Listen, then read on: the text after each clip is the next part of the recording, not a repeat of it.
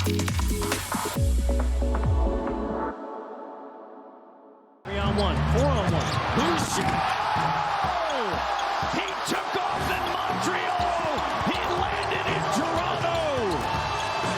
92-77. He always dunks those. I've seen that many times in practice.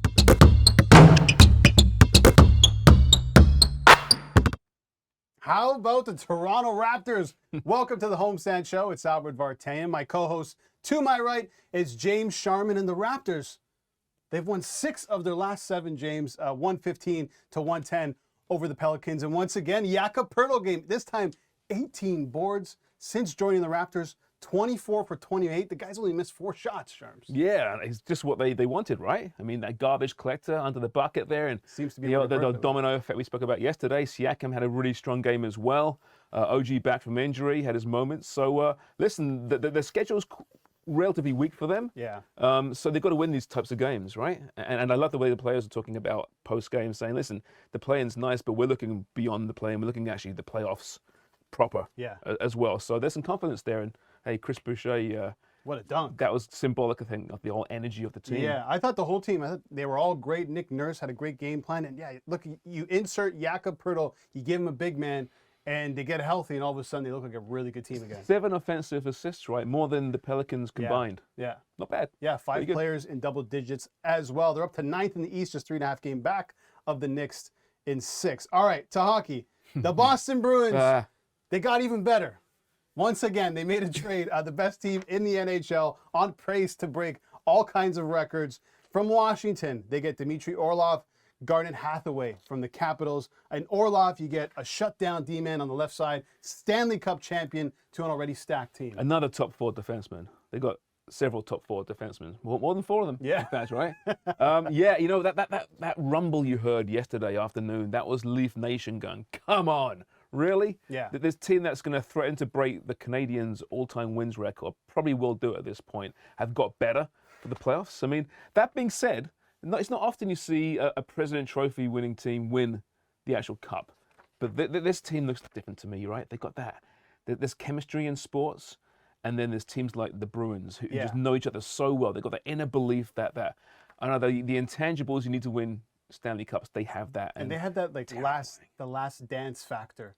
They should have been last year, right? Yeah, exactly, right? Think about those 3 guys were on the same team that bumped the Leafs in the playoffs. This was going to be the decline. Yeah, it's supposed to be, yeah. Right. Yeah, they were both, of course, they were all in there, weren't they? All 3 of them were in that game. Wow. How many Leafs? Any Leafs? Oh, that's a great question. I don't know. Maybe. It was the year before Matthews, I want to say Morgan right? Riley, but that could have been too Oh, soon. Morgan was there. Yeah, Morgan might have Pretty been sure there. he was. Yeah. So anyway, nightmares for the Toronto Maple We'll Leafs. research that. Hey, you know what? Across the board, I think it was Leaf Nations in terms of fans who had that big sigh of like, oh my God, not again the Boston Bruins. But I don't think Leafs players and Leafs staff really care about this too much. Listen, you know that the Leafs are going to play Tampa, most likely, albeit almost 100%. But at some point, you're going to have to face Boston. Yeah. But I want to throw this clip quickly. It's Auston Matthews. He was asked about the playoff format and how some players were kind of against it. And here's what he had to say. You know, I know certain guys have,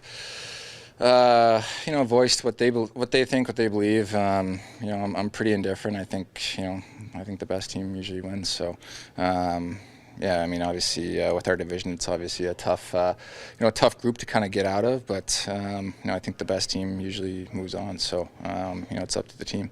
You know, I saw the Jays playing American East Division for years and years and years, right? A good Jays team. And in a division with the Yankees and a good Orioles team. You know, it's frustrating as hell. I know what Auston Matthews is saying there. He must say that. You must beat the best to get there, but it's not always quite that straightforward. I think it's a terrible playoff system right now. It's brutal. But, you know, we talk about Boston and the trade. If the Leafs end up playing Boston, it means they've won a round. Of course, yeah. Which is a good thing, I suppose. But, yeah, I don't know. I mean, the NHL does a lot of things wrong. Do you think that's one of them. The Leafs need to respond to this? Well, wasn't that Boston responding to Toronto? I think so. Right? Yeah. You got the fourth liner, the bruiser. Yeah. And they went defense. The Leafs went forward.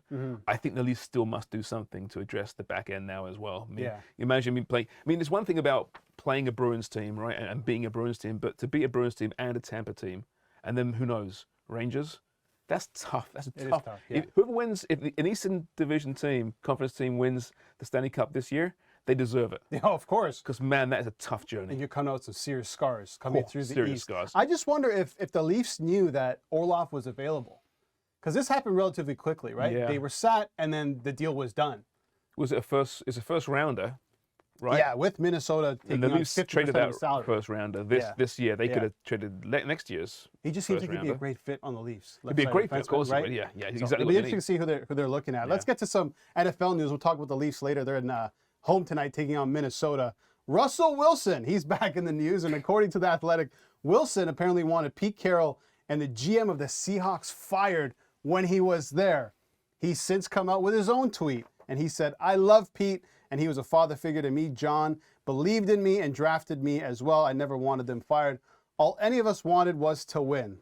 I'll always have respect for them and the love for Seattle, James." Yeah, but when he says that, I never wanted them to be fired, doesn't mean you didn't ask for them to be fired. Yeah, it's like, this exactly. kills me right now. I hate to do this. I love this guy, Yeah. but you got to fire him.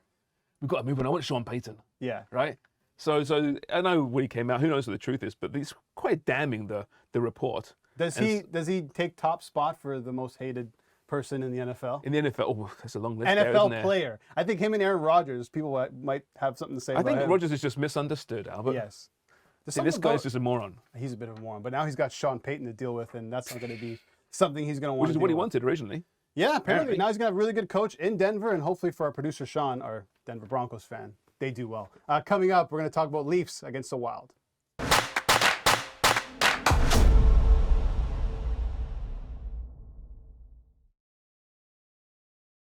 Welcome back to the Homestand Show. It's Albert Vartanian, James Sharman with me. We were just talking about Russell Wilson and everything that's going on with this report coming out that he wanted Pete Carroll and the GM of the Seahawks fired. I want to get our producer Sean's opinion on this. He's our relative Denver Broncos fan. He knows Russell Wilson really well. Sean, what do you think? Yeah, I mean, I don't know. I think the more you talk to him, it just seems that he's a fake guy. You know, you come out there and you got you have to talk to his manager in order to talk to him.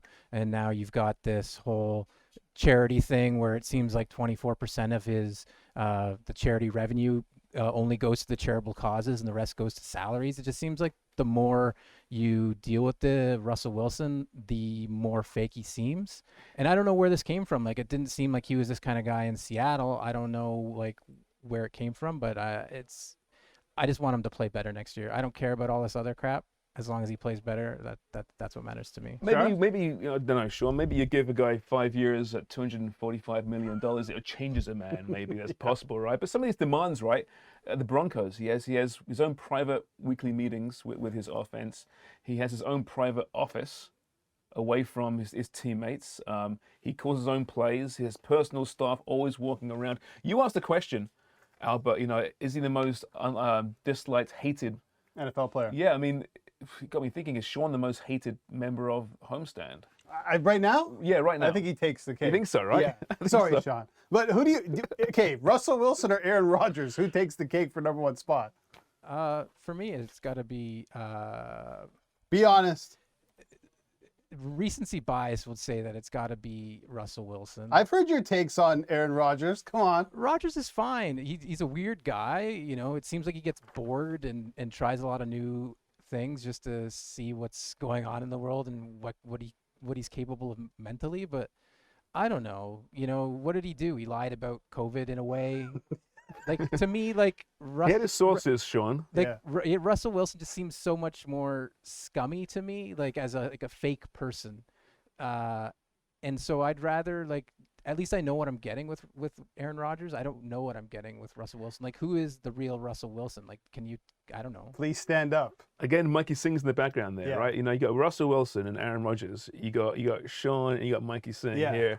I mean, it is tough, right? Yeah, it is. I mean, speaking of fake people, Mikey's not actually doing anything. He's just, No, he's he's just clicking on the keyboard. Yeah, exactly. All right, enough. playing Football We're Manager. giving Russell Wilson and Sean McCormick way too much airtime on this We show. are, I think we are. Let's go to the Toronto Maple Leafs. now. They're in action tonight. We get to see more Ryan O'Reilly. We've said it on the show before. We're Leafs fans. I'm excited for these regular season games. We've got a bit of a man crush, haven't we, on Ryan O'Reilly? A little bit. I I know. mean, this guy's good. He's missing the tooth, which is fantastic. Yeah. But they're all white. They're all shiny. He's rugged, but he's got that little trim to him as well. Yeah. And he's well spoken. He seems to be a good interviewer, which I'm always biased with athletes because there's I'm some with bad you, man. interviews in hockey in particular. Yeah. The most boring athletes, at least as far as the interviews are concerned. But he's got some chutzpah to him. He does. The Leafs are 2 points up on Tampa right now. We keep talking about how they're going to play them. So home ice is going to be very important. These games, I think, take on more importance because you want that position, but you're also trying to get Ryan O'Reilly, Noel Acciari, and whoever else you're going to bring into click, right? It's kind of a tough time for Keefe. Yeah, well, he can experiment, right? But he's coming off a game where his line had 13 points. He got a hat trick. So I would keep that together right now. Yeah. You got another 20-odd games to figure this thing out. At some point to see him, I think, at the third-line center. How does Tavares, on the long term, adapt to playing on the wing? So many question marks, but as long as you're winning games, and so far it's been a great trade. I mean, Achari's done a great job as well. He's killing penalties. He's hitting everything in sight. But it's only 3 games in. Yeah. Right? There's still a long way to go, but I think so far that everything's looking really good. And listen, I'm sure we'll talk about it at some point. O'Reilly versus Orlov. When it comes down to it, those two separate deals, different deals, would they have been better off getting a defenseman as opposed to a Ryan O'Reilly? I'm not so sure. I think that was a priority, was the forward. Yeah. But still, it's interesting. Figuring out the correct line combination has to be done quickly. Not many, I think 23 games left in the season for Toronto Maple Leafs, so Keefe has to figure that out sooner rather than later. He actually had this to say on line combinations and kind of what he's thinking about. I'm very intrigued by the ability to move some things around.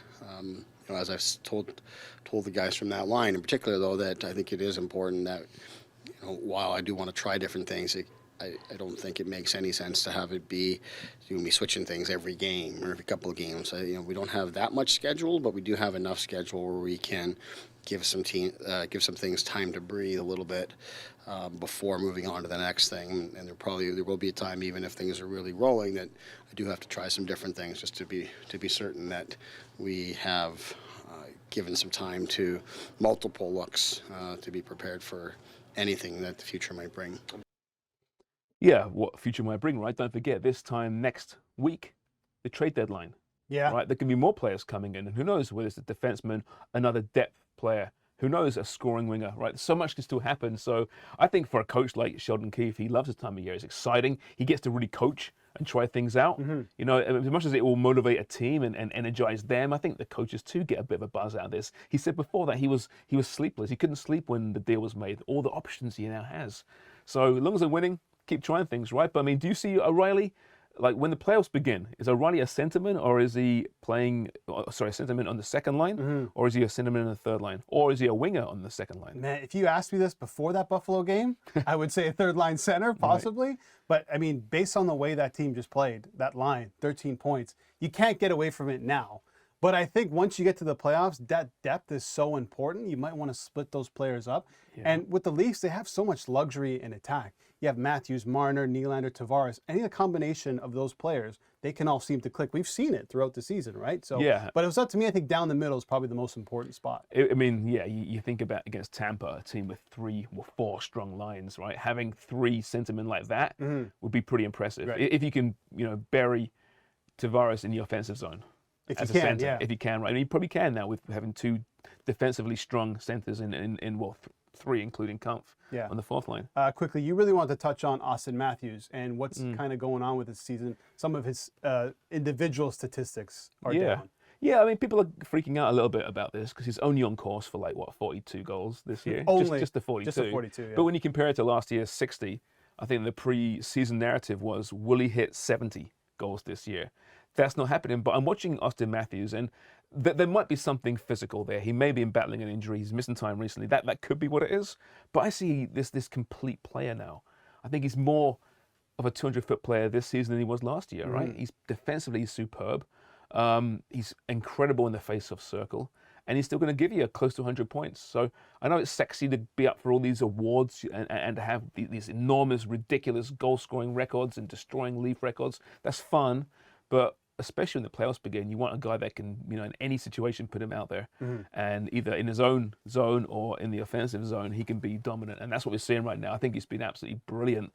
But is there something physical there? I am curious about that, and we'll find out, I guess, when the summer comes, whenever that happens. We know what the Leafs are in the regular season. It's just the playoffs. I mean, is it ruining it for you again this year? What is? Like the fact that we know that the playoffs is everything for this team, more than perhaps any team in the league. It's about the playoffs. It takes away from another great regular season. Right. But I hear from so many Leaf fans that have been Leaf fans for a long time that kind of stopped watching the regular season. They just wait until the playoffs because they know what the Leafs can do in the regular season. I like watching it and seeing, especially now with these trades, how these players are going to mold, how Keefe is adapting to these new players, the goalie situation. I mean, Matt Murray, according to Keefe, is going to be with them on the road trip, so that's a good sign. Yeah. But when it comes back to Matthews, all that matters is the playoffs. I mean, if you look at Tampa when they won those cups, Kucherov, Stamkos, two of the best players. You need your best players to perform in the big moments. And I think as long as Matthews is healthy by the playoffs, he can keep scoring those goals in big moments. That's all that really matters. Shooting percentage, 12% this year, right? 12%. It was 17% last year, right? That's a big drop off. It is a big drop. It's a big drop off, right? So, yeah, I mean, I'm not worried about Matthews at all. And I think he's had decent playoffs too. And there's a lot of pressure in Yamamana. They haven't shown up in the playoffs. They have. Yeah. In fact, the last Game 7 against Tampa Bay, very quickly, they were both, aside from their one assist each, I think. Aside from that, their 5-on-5 action, they dominated Tampa Bay. But they didn't get any help elsewhere. No. And they lost the game. Yeah. Right, At least so they got to win these games, especially in the regular season, to build a bit of a gap on Tampa Bay for home ice advantage. They take on the Wild tonight at Scotiabank Arena.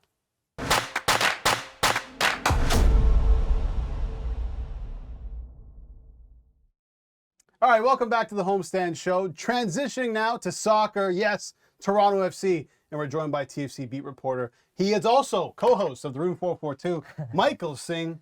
James Sharman, my co-host, as always. You doing all right? You invited him on? We had to. Toronto FC's playing. I know. I didn't really want that to. time of year. We try and just keep you on 442, but here you are on the Homestand Show. TFC, they're kicking off their season this weekend. So many new additions over the summer. What are your expectations for them this year? You know, it's a good question because I could see them being really good and having an amazing season where they're competitive and they're contenders and they make a deep playoff run. But I could also see them just plummeting and not even making the playoffs. Wow. The way that they've constructed this roster, it's really top heavy, and you have really notable superstars that will excite the fan base. You know, I feel like the vibe at BMO Field this season is going to be a lot closer than what we've seen in past years, like 2017, 2018, 2015, 2016, when the team was good and fans were excited because you have names like Lorenzo Insigne and Federico Bernardeschi here for a full season. But with that, it comes a risk. And what happens if one or two of those guys go down, or Michael Bradley loses a step? You know, you never know what's going to happen with this team. And yeah, they're a wild card right now. So, didn't make the playoffs last season. Worst defense. They made an addition bringing in Sean Johnson, U.S. international, former MVP, I believe, in the league as well, right? MLS Cup MVP. MLS Cup MVP. So you expect that defense to be a lot better this season? Yeah, I do. And you know what? Towards the second half of the year, they're actually a better defensive team because of the guys that they brought in, Lorenzo Insigne and Federico Bernardeschi. I think that's a point a lot of people are kind of overlooking right now, that when you have guys that are play up top, that can keep possession and take some pressure off your back line, naturally you're going to be better defensively. But you're right, they bring in some big additions, notably Sean Johnson, also Matt Hedges, who was a captain of Dallas, former MLS Defender of the Year. He comes in and joins this back line. Sigurd Rosted and Raul Petretta, two guys with Champions League experience. They've revamped this back line, so they should be much better defensively this year. Let me ask you this, though. So say they have a slow start to the season. With all the money they spent, like ownership have committed to this team. Highest paid player in MLS by a margin. Multiple millionaires on that side. Yeah. What if they start struggling out the gate? Does Bob Bradley start feeling the pressure? That's a great question. It's so important that I'm happy you brought that up. It's so important that TFC do get off to a good start this year because of the way they ended last season. It was such a sour note that you had so much excitement about the new Italians coming in. They started to play well, and then they just plummeted down the stretch a little bit. Now with a full preseason, some more faces, expectations are raised. So if TFC, hypothetically, they get off to a tough start, he will feel some pressure. I still think he has the full season, though, because he has the name Bob Bradley, and that does carry some weight, not just with Toronto, and we know what happens there, but just MLS overall, because he has a resume to back it up. So left back Domenico Criscito, he left this offseason. How much does that affect TFC, and how does that, if any way, disrupt the dynamic between Bernardeschi and Insigne? That's a tough one, right? Because honestly, Mimo Criscito, not only was he a fantastic player for Toronto FC, but he was also really important in that locker room. He really helped mend some of the the bridges in that locker room between Lorenzo, Bernardeschi, and the rest of the squad. Criscito's a former captain himself, so his presence is very important. However, from all accounts that I've heard, it seems like they're gelling really nicely. And what I've seen at training, particularly between Lorenzo Insigne, Federico Bernardeschi, is they're on the same page, which is so important for the side. You bring in another guy, Raul Petretta, who's also another Italian. So it's not like they just take away the complete Italian. There is some Italian still there. So yeah, it should be all right. Quickly, sure. What is it with Toronto FC and signing Italian players? Is there some connection that fans should know about? I mean, look at Toronto, right? It has such a massive Italian population. Yeah. And then we think about Sebastian Giovinco and how great that went here for Toronto FC. But then Bill Manning tells this infamous story about how he was looking at transfer market after the European Championship where Italy just won the Euros. And it just made sense that all the stars sort of aligned where Lorenzo Insigne was going to be a free agent, Federico Bernardeschi coming out of contract with Juventus. I think the stars sort of aligned there for them to go back to what worked in the past with Seba, and coming out of a pandemic where we know, business wasn't great. It was really important for them to make a splash, and they managed to do so, and the stars aligned. I think also the Seba signing brought some more connections with the front office and That's a good Italian, point. And the agents, one agent in particular, right, really involved. Andrea D'Amico. Yeah, exactly, in all this. So I want to just go back a little bit and touch on the whole Insigne Bernardeschi issue from last year. It hasn't been spoken about too much, right? There was friction between them for whatever reason, and it's key that they get on the same page. And like you mentioned, so far, so good. But it doesn't take long, or a bad streak to start causing issues in that room. Is it a strong room? We know Bradley's a big personality. He's the man in that room. I think he's the alpha male. It's probably fair to say. But is it a strong room? It's definitely gotten stronger. I think that's actually one of the needs that TFC went out and addressed. Not only did they get good players, but if you look at each one of those players individually, they're also really good people. And Bob Bradley's talked about this. When he's looking at the type of people and players that he wants to bring in, he wants people who absolutely love the game and love soccer. So enter a guy, Sean Johnson, former captain of NYCFC. We all know all the off-field stuff that he does as well. I mean, that's an important voice you add to your locker room. Matt Hedges, as I mentioned, he was the captain of Dallas for almost 10 years. Another really strong voice, important leader that sets the tempo for this group. So, yeah, I still think Michael Bradley's probably the guy. Lorenzo Insigne and Federico Bernardeschi, naturally, as good players, storied, decorated players, they obviously, they drive a lot of that locker room as well. And that's why I mentioned it's so important for them to get off on the right note, because that's one thing I'm watching. Yeah, leaders are very important, especially when you want to make a push to MLS playoffs. And everyone's a bit up in arms about this new MLS playoff format. So they're expanding the postseason from 14 to 18 teams. But the big one is that the top 7 teams in each Eastern Conference, in the Western Conference, will play each other. 8th and 9th seeds will face off in a 1-game wildcard match. The winners of both wildcard games move on to the first round, which is now a best of 3, which is a bit of a strange format. Here's Bob Bradley's reaction to this new format. Bob, the league announced earlier this week. No, not this one. Not this one. Okay, so they're adopting a North American style for the playoffs. Yeah. Your thoughts? Yeah. Listen, MLS tries a lot of different things. Some stick, some don't. This is going to be another one of these new things. I think with the Apple TV deal coming in, they want more playoff games, and they want to say that's the way to potentially grow the league. As a North American growing up here, we've grown up watching hockey series, we've grown up watching basketball series. This could actually end up working. But I understand the backlash and why people are like, oh, just more games. We don't want to drag out the excitement of the one-round playoff. It was working. We'll see how it goes. We'll see. I know. Not since the shootout has been an idea. This crap. Sharman hates MLS. It's what an ridiculous. MLS shootout? You don't like an MLS shootout? Listen, what's great about MLS, one of the great things, is the playoffs, right? It's fantastic. The drama, the theater, there's great matches. It works. Yeah. Why mess with it? It's MLS. Every year, it's like, oh, thank God it's time for the playoffs, because love the regular season, but the playoffs happen, and there's great matchups, there's rivalries, and there's always drama. Why mess with it? I just don't get it at all. But is MLS young enough where they can get away with experimenting these things? Well, at some point, they're going to realize they are a mature league, right? It's been around since '96. It's been a while now, right? Let's forget this old new kid on the block thing. No, start respect yourselves. right? What works, what doesn't work. Sure, try things. I get that. I don't mind that. But this is taking it a step too far. And listen, I love North American sports. I love best of 5s, best of 7 series in particular, right? Best of 3s. And there's no draws. There's no draws. There's no draws. Yeah, one more thing. There's no draws. This is the next step, right? Yeah. No draws in soccer.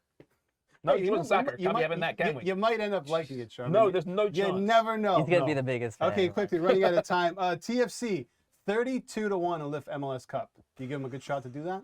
Good shot, not necessarily. Do I give them a shot? Yeah, I think I said this yesterday on another show that Canada, the best Canadian team to win an MLS Cup is probably going to be TFC. They have the best odds. That being said, I could also see them just completely imploding. So it could go either way with this team, but way to take a stand there, Mike. Yeah. I know, just going both sides there. Just covering my ground, hedging my bets. Okay, quickly, 20 seconds. Who's your favorite to win it all? Philadelphia. Philadelphia. Easy. They're probably the favorite to do so. Plus 850 right now. The favorite is Los Angeles FC. Well, that's it for Mikey Singh in the Toronto FC segment. TFC open up their season this Saturday against DC United.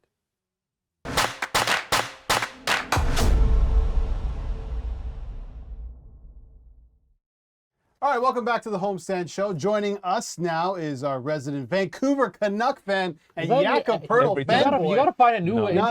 You gotta find You're a a new Canuck one, fan, you're a Jakob Poeltl fanboy, want to be Toronto Raptors fan, want to be Toronto Maple Leafs fan. Looks like Alex Manoah, by the way, which is kind of crazy. Yes, and our Alex Manoah lookalike. Oh, Alec Manoah? Alex. Oh, See, I don't know whether to feel offended or complimented by that. Oh, he's a great man. Major league pitcher, man. He should be complimented.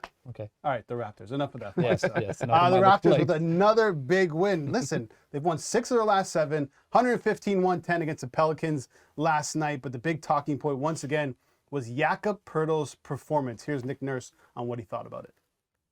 Adding another player and getting a couple guys back from injury should enable us to play this much more intensity throughout the course of the game. And I think that was the case tonight. There was a lot of subbing moving around in the first half, much lower minutes for the guys. I know it's only 3 or 4 here or there, but that makes a big difference to play 16 or 15 instead of 19 or 20 in the first half. I don't think when Nurse and the Raptors brought in Poeltl that he'd be dropping 51 points over 2 games on just 28 shots, Justin. Absolutely not. And I was a very big proponent of how bad this move was for the Toronto Raptors because I felt giving up a first-round pick for a team that's kind of meddling in the middle of the NBA, why would you be giving up assets like that for a center that you could have just gone after in free agency for free and you could have paid him his contract? But seeing what he's done, the 30-point game and now a 21-18 game, look, he's making a very big impact for the Toronto Raptors right now. A team that,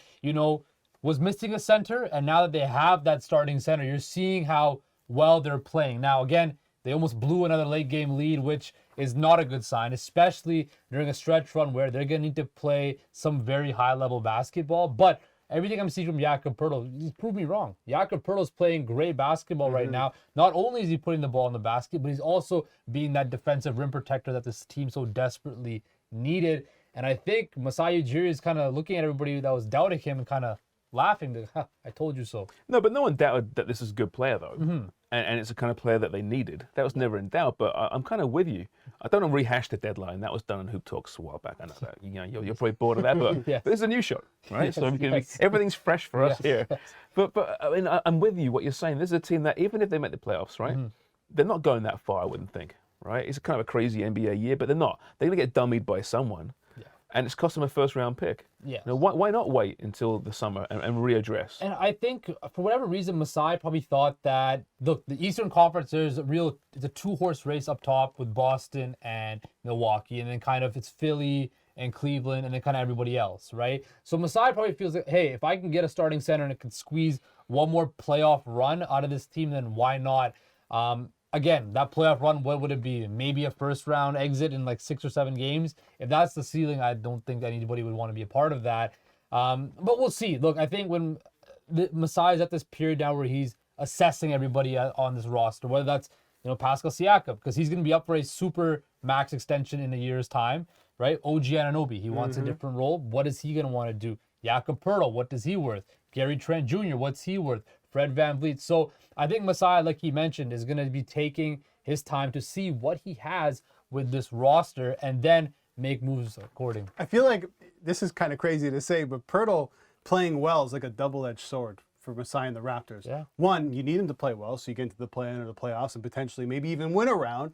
But on the other side, when it comes time to pay Poeltl, if he keeps this up, I know it's only been a couple of games, but if he keeps this up until the end of the season, his value is going to rise. Absolutely. And I think this So team, how do you fill these guys in?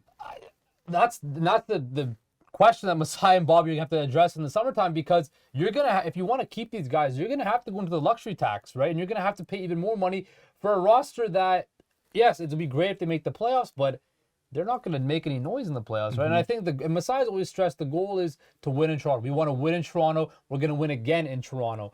And I'm a proponent that this roster should have been torn down and rebuilt through Scotty Barnes. A lot of people felt right? that way. And they didn't do that. Okay, fine. Now let's see what happens in the summer. But I just hope that Masai and Bobby have a plan going forward that, hey, this is our roster. These are our core group of guys. And we want to insulate that with young, high-skill players. But is that what you need from this team? For Scotty Barnes, prime example, he's the future of this franchise, right? He's had one playoff run where he got hurt early on. Maybe this deal, the Poeltl deal, was to kind of help his development too. Let's get there. Let's get this kid, acclimated to postseason basketball, right? And maybe we couldn't do it without Poeltl. Yeah, I mean, potentially. Again, Jakob Poeltl does help them, push forward towards that playoff position to the 6th seed, right? And they're not that far off from the 6th seed in the Eastern Conference. I just don't think that it made any sense, right? Like, you look at what the Leafs did with Ryan O'Reilly. That made perfect sense as to why they did that. With this Poeltl deal, yes, it filled a short-term need, but you also have to give a valuable asset that might come back and bite you in the ass. Yeah. In the not But I think it also future. shows the Raptors fans and Nick Nurse that this is a team that can compete with the right pieces, and Poeltl being that piece. They tried this vision 6'9". They tried to be different than the rest of the NBA and not have a center and almost have flex positions all around the court. Now they've realized, hey, if we have a big man with this team, we can compete. Maybe if we add another legitimate piece, a closer, I'm not going to say Kawhi, but like a Kawhi, someone who can finish a game, then maybe they're that much closer to being a contender. Yeah, but again, you can lose Poeltl before then. True. Yeah, That's I the think issue, there's right? probably a backdoor deal or whatever with Poeltl. Like, hey, we're There going to has to be obviously something re-sign there. you. But you're talking about the closer. Like, the Raptors could use those valuable first-round picks as assets to acquire that big-name star. Now, Or maybe they still believe that Siakam can be that guy. we'll wait and see. I mean, But the jury's still out on that. His contract's getting interesting as well, Yeah, 'cause- right? exactly. And He's this gonna is a guy that All-Star game, he kind of stole the show as far as his brand. He's building his brand. He knows what he's doing. Right. He's playing well. Does he want to stay in Toronto? Listen, I'm looking obviously probably a couple of years down the line here, but it's something they're talking about right now. I guarantee it. Or does he want to be in a bigger market? Right. Does I he don't want know to if see it's a this bigger brand? It might just be He a likes place where he that. wants to win a title, right? Because I think as the Raptors are currently constructed, they're not constructed to win a title in the Eastern Conference. With the teams that are above them, Philly looks really good this year. James Harden is skinny. Joel Embiid is healthy. What's the secret? That was the secret. Who knew? The Cleveland Cavaliers are young. They got explosive talent. You got Giannis. You got Tatum in Boston. I just don't see a pathway the Toronto Raptors can contend without making a drastic change and bringing in players with a lot of high-end talent. Not saying that nobody on this team doesn't have high-end talent. I just don't see that number one guy with a bullet that, hey, when the going gets tough, give me that ball. Get on my back, boys, and I will take you there. You know what? Thinking about it now, I feel like if the Raptors were sellers, it would cause more problems than anything else. Because I think you'd have a lot of players who'd be upset, wanting to play a lot more. You'd have to sit those types of players during a tank. Nick Nurse is a coach that wants to win and pushes for winning. I think he'd be upset and disgruntled, and you potentially lose him. Yeah. By being a buyer, you bring the team back together, and I think it just shows you that there's something here. There is something. Look, they have talented pieces, right? Scotty Barnes is a very talented young player. Pascal Siakam is an all-star caliber player. OG Anunoby was warranting 3 first-round draft picks a couple weeks ago, right? Fred VanVleet as well has been there's talent there. But just the cohesiveness together, it's not working, right? And I don't know whether that's Nick Nurse's messaging or this team is just not as good as a cohesive unit as people expected them to be. And I think that's why Masai didn't do anything at the deadline. He wanted to hold off till the summertime, and hopefully the value for these players is higher and that he could sell off certain assets or make moves, because they're going to have to make some drastic changes in the offseason anyway, because you can't run it back with this same core once again, because you know what you're going to get. You're not going to get really anywhere with them. Yeah, go ahead. That's the issue, though, in Toronto, too, right, with the players is it's very hard to attract free agents here. It's been proven, right? You got to deal. You got to trade. You got to be aggressive like You got that. to be really aggressive that way, right? And when you lost assets at the trade deadline to get a free agent, to be waiting. Yeah. Right? Yeah. I mean, listen, they know what they're doing, I'm sure, but it's a lot of question marks, I think, around this team. I have this blind trust in Masai and the Raptors for some reason. Brought a title to Toronto. You should. Once you get the title, you're good with yes. me. Their next game comes on Saturday against the Detroit Pistons at noon. Actually, 7 of the last 8 games are on the road, so a bit of a tough schedule for the Raptors. All right, let's move on to some boxing. Yes. From basketball to boxing, and James Sharman, I know him very well. He loves his celebrity boxing. I just love boxing. Yeah, Jake Paul, Tommy Fury. God. Some people saying this is the first legitimate fight of Jake Paul's career because he's actually Legitimate.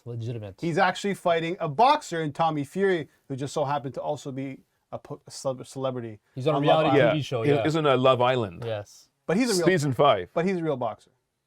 Yeah, well, yeah, he comes from A boxing family. good Brother of bloodline. Tyson Fury. His brothers are, isn't he? Yeah. Are you buying into this?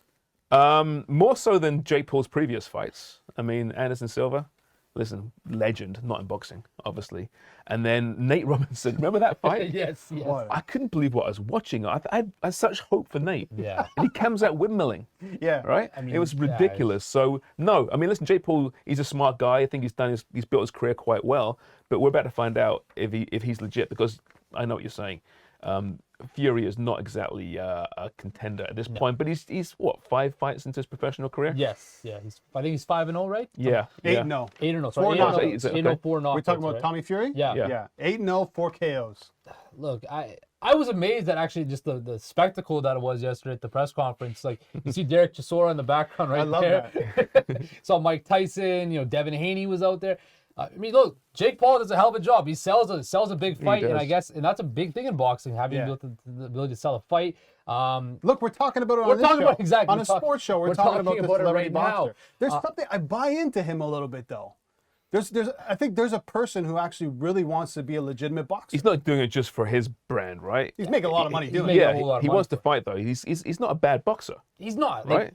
Even I've seen so far. Mike Tyson saying he thinks he's a legit Technically, boxer. he's pretty decent. Listen, Mike Tyson thinks so. Then what the hell do we know? And what kind of YouTube guy not become a boxer? There's no reason why they can't. Yeah, no, it's true. It's just I think it's again the whole thing with sports. And there's so many different untraditional methods to reaching to the professional level, and this is what Jake Paul's doing. Now, we all might not like how he's gone about it, or I might think he's personally gone away disrespecting the sport of boxing. But I want to see whatever happens with Tommy Fury. You beat Tommy Fury. Okay, let's take it another step. Fight an actual proper fighter that does this for a trade, right? On a day-to-day. Tommy Fury does though. And listen, I truly believe that the Furies would not be going out there if they actually thought that there was even a slight chance that he would lose to Jake Paul, because that's a huge blemish on the Fury name. Mm-hmm. This is not just Tommy, this is Tyson and Father John. Yeah. Actually, there's a great clip from the press conference that we have here where they made a very interesting deal. Take a look at this. So I think we make a deal then, since you're so confident. I think we make a deal. If you win, I'll pay you double what I'm paying you already. But if I win, I take everything that I'm paying you. Delicious. Deal or no deal. Since you're so confident. Deal or no deal, since you're so confident. Take it. Deal or no deal. Take it. Take it. Why are you standing up? You've dealt. You've got a deal. All or nothing. All or nothing. I love how Tommy Fury looks back like, what are you doing? What are you talking about? Uncle Tice. Okay, what do you think of that? What do I think of it? Yeah. I mean, that's not real. We listen. It's pre-weigh-in. It's the press conference. We see this kind of crap all the time in boxing, unfortunately, as it gets closer and closer to professional wrestling. Yeah. Which I don't like. 'Cause I'm a bit of a purist like yourself, you know. But here we are, and I'm going to watch this fight as well. Of course. I've got to tell you, I really hope Tommy Fury smashes him. I do too. Just smashes him. I'd love to see that. Yeah, this one goes down Sunday, 2 p.m. Eastern in Saudi Arabia. Will Jake Paul take down Tommy In Fury? Saudi Arabia, makes it even. Jeez. I heard Ronaldo's going to be there as well. Why is that a news item, by the way? I know we're running out of time, but why is Ronaldo being at this fight a news item? You know why it is. Because he's the greatest soccer player of all time. Right. Coming up next, the banter zone with the three gents. Oh, it's cool now, Yeah, it is.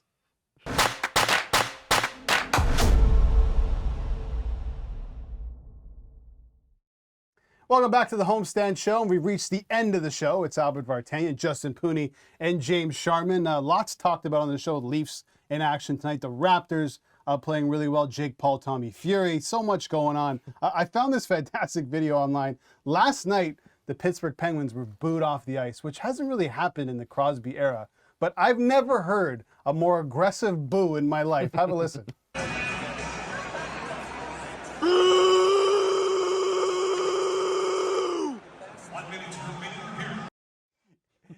He's just hoping that every single player on that ice can actually hear him booing. I kind of feel bad for the Penguins. Look, man, that's what you say. One too many beers in you, and you're feeling a bit of that liquid courage, Yeah. I think. Did you discover the team after the Stanley Cup wins, I wonder?